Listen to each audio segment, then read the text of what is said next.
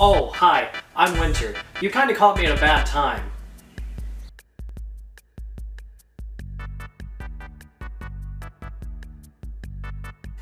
I made Obama. The year was 2006. It was the end of an era. Microsoft and Sony were both hard at work on their new consoles, while Nintendo was hard at work making, dear god, anything but something impressive. At this point, the current generation of consoles had been supported since 2001, and with technology evolving and developers' ideas with it, it was time for an upgrade.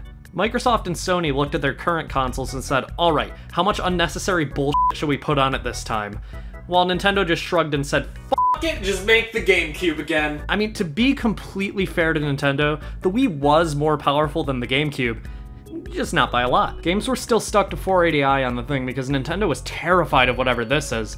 You can bump that up to 480p with component cables or a third-party HDMI converter, but I didn't even know those things existed until I bought an HDMI converter myself. But to be fair, the Wii was also made for people who didn't know what the f this is. Nintendo marketed the Wii towards the casual audience primarily, old people and parents of young children. Your kid wants Grand Theft Auto? A little bit of Wii Play will straighten them out. And you know what dumb children and old people have an annoying obsession with?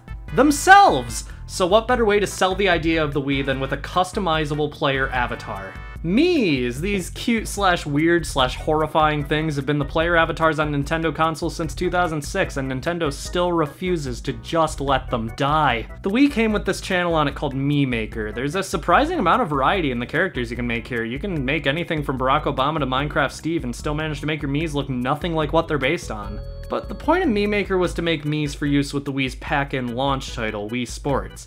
You could import Miis from the Mii Channel and use them to play bowling, tennis, baseball, midlife crisis, and boxing. Wii Sports was a big hit with old people. I know because my grandpa is a fucking Wii Sports tennis champion. I've never seen him lose a game and I don't think I ever will. This led to a majority of the games that used Miis on the Wii to be games of a similar but not quite as high caliber. Things like Wii Play, which is also a bunch of tech demos, just less fun this time. Wii Play is explicitly designed to get you used to using the Wii Remote, and I mean, I can think of worse things to do on a Friday night than play Pose Me alone. But the thing is, other than Wii Sports and its sequel, Wii Sports Resort, all these Wii series games kinda suck. Like, they exist to appeal to one specific target audience each, but if you're a musician, why would you play Wii music when you can just, you know, play your instrument? There were also some non-Wii series games that let you play as your Mii or interact with them in some way. Mario Galaxy let you use Miis for your save file in the Wii version, for example, and Mario Kart Wii just lets you straight up play as Miis, but overall, I feel that on the Wii, Miis were kinda underutilized. So when the Wii U came rolling around, naturally Nintendo thought that, what games required Miis after Nintendo Land? Seriously, Wii Sports Club? That game doesn't even exist. Wii Party U? I don't like that combination of words and letters at all. The Wii U used Miis even less than the Wii. Even the Mii Maker on the Wii U lacks the charm of the original. I mean, all the options are there and more, but something just feels less homey about it, you know? The concept of Miis being used in Wii U games was mostly kept to guest appearances, like the Mii Fighters in Super Smash Bros. For Wii U, or the Miis returning as playable characters in Mario Kart 8. But overall, the Miis just felt underutilized here once again. On the 3DS, on the other hand, oh, that f***er loved the Miis.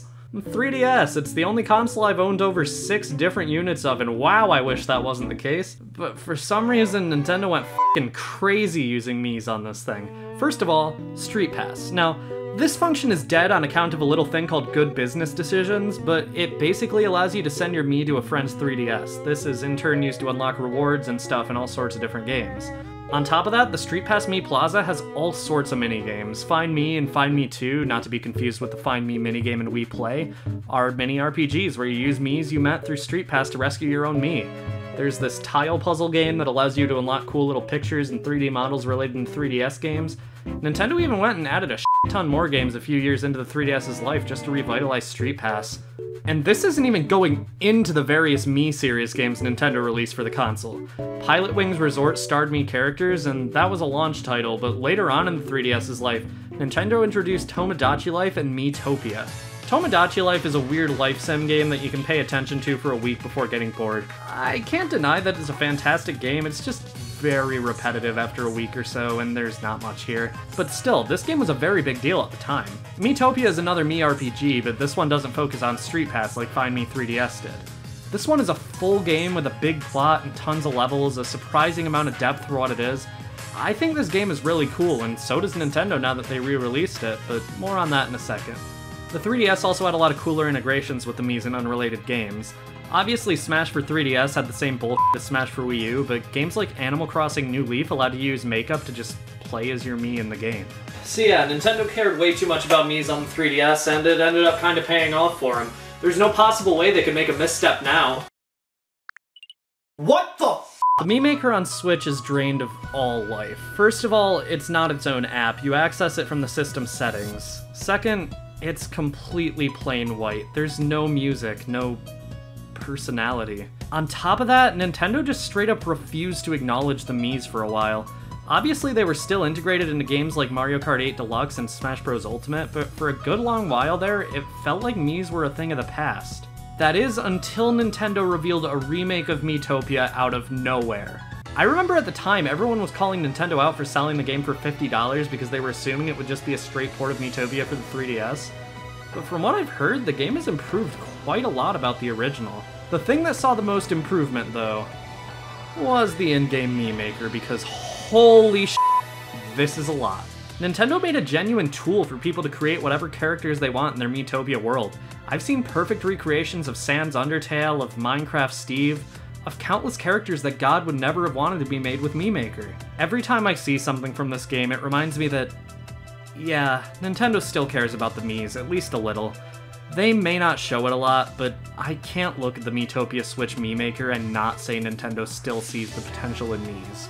I think the Miis are here to stay for a while now, especially with the success Miitopia has seen, and you know, I think that's a good thing. This means my ultimate fantasy is finally within my grasp. Imagine this, Obama playing Wii Sports on the Switch with Wario. Think of the possibilities!